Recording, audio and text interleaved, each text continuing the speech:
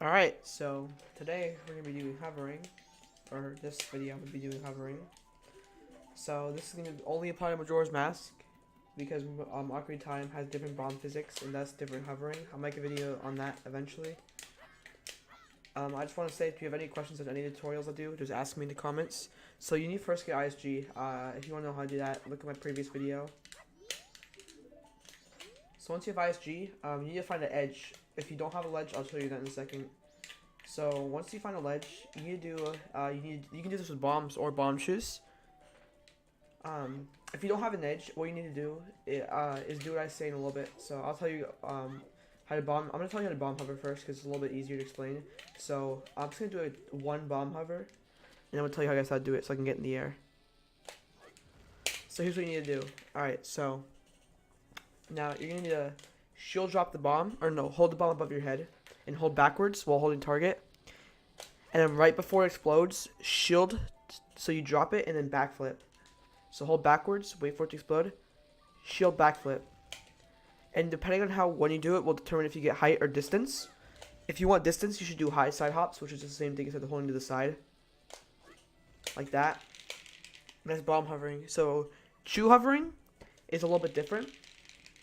Now, I want to mention something that I'm not going to be talking about in this video, is chew hovering against walls is going to be a little bit hard, unless you really understand how it works, which I'll be explaining in a different video on wall hovering with chews. Chew hovering is really easy in this game. So, you're going to backflip, and then you're going to hit the bomb shoe and the shield button. That's all you're going to do. Hit the bomb shoe and then immediately hit the shield button, and it'll look like this. So, if you hit backflip, bomb shoe, shield, you don't have to be holding target after you get off the ground. I should mention, but that's really not important. I'll also be mentioning angle changes. So angle changes. I'll also be mentioning how to get off the ground in just a second. So wait. So angle changes. Now, I'd recommend trying to find something you can target if you want to do an angle change. But if you can't find anything you can target, just use a chew. So you're gonna hold target. You're gonna want to chew, shield, and then you're gonna do a hover. You're gonna hit chew, shield, and then target. Actually, no, don't do that. But if you saw, that was just to show you guys that there's a green arrow above the chew. So if you do a hover and target within that hover, if you like match target in the hover, you'll eventually target on the bomb shoe. Like that. See how at the top of the screen there's little black bars. So once you have your camera unlocked, you're gonna hold it forward and then slightly to the left or right. So Link is walking. Not if you're holding too far, he'll walk like this. You want to be walking like this. Now, once he's walking like this, you're going to want to let go and then go to neutral and then hit the direction you want, opposite direction you want to go. So if I want to move, say, to the right, I'm going to hit to the left, like this. So as you see here, I'm facing the left, and if I want to go to the right, I hit target and then start doing more hovers. And if I want to change direction again, I can, like, for example, if I want to go back to the right, if I want to go to the right, I hit the left. That's really it. So I'm going to mention Liftoff, and then I'm going to mention one more thing. Actually, I'll just make that as one video. So Liftoff. So if you're on the ground and you have no edge, you can use the hover. You're going to use something called Liftoff. So always have ISG. I'm just going to get it again just for demonstration purposes.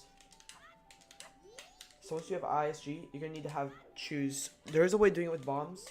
It's the staircase hover. I'll make a video for that on Ocarina of Time. It's a little bit different in this game.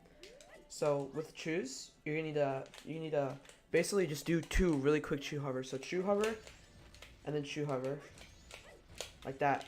Only 2 times. If you get decent height with both of them, you'll be high enough off the ground for it not to suck you back down. By the way, for those who are wondering why it's such a big deal, if you just try doing a 1 chew hover, you'll just go right back down on the ground because you're too close to the ground. The game puts you to the ground. I don't know why. But that's really all there is for hovering. I'll just demonstrate one thing. I might screw it up. I'm just going to demonstrate something you can do. I'll make it a different video. It's called a mega flip hover. Alright, well that was bad. Alright, let me try it. I just want to get one time. This is like a 2-frame perfect trick. You only have 2 frames to do this. So, most people buffer this. Alright, I want to get one time, please.